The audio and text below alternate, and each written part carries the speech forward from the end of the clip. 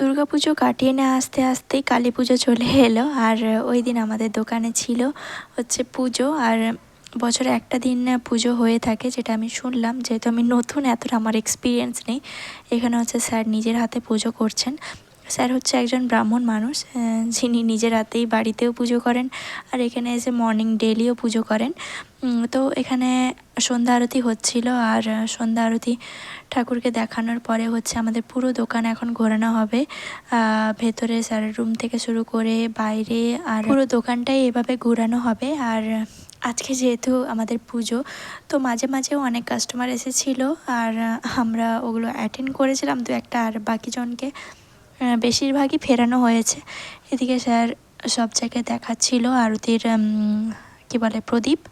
তো এখানে আমরা হচ্ছে, এদের তেলেগুতে বলে মুগ্গু দেওয়া, এখানে খুব সুন্দর আমরা মুগ্গু দিয়েছিলাম। আর এখানে সবাই হচ্ছে প্রণাম করছিল এসে। আর শেষমেশ তো আমরা অনেক বাজি পটকা ফাটিয়েছি, ছেলেরাও ফাটিয়েছে, মেয়েরাও ফাটিয়েছে। আর আমি কনসা পিছে যাই, আমিও ফাটিয়েছি খুব।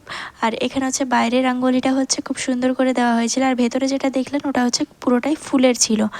এখানে তারপরে হচ্ছে তুবড়ি লাগানো হয়েছিল, অনেক তুবড়ি আনা হয়েছিল। তো ওর মাঝখানে আমি দুটো ফাটিয়েছি আর বাকিটা জুরজুরি জ্বালিয়েছি, কারণ শাড়ি পরে রিস্ক নেওয়া অসম্ভব ব্যাপার। একবার যদি শাড়িতে ধরে যায়, শাড়ির সঙ্গে বাই ওয়ান গেট ওয়ান, মানে আমাকেও ফ্রিতে যেতেই হবে। তো অঘটন করার কোনো নামগন্ধই নেই। তো চলুন, এবারে বাড়ি চলে এসেছিলাম। আর বাড়িতে এসে ছাদে দেখি প্রচুর পরিমাণে বাজি ফাটছে, আর দাঁড়িয়ে দাঁড়িয়ে একটু দেখলাম। আর এদিকে হচ্ছে আমার আলু শেষ হয়ে গেছিলো, আলু একটু অর্ডার করলাম আর সঙ্গে একটা ম্যাগি অর্ডার করে দিলাম, ম্যাগিও অনেকদিন ছিল না। তো এই ছিল আমার আজকের হচ্ছে কালী পুজো বলুন আর দিওয়ালি বলুন, ওটারই ব্লগ।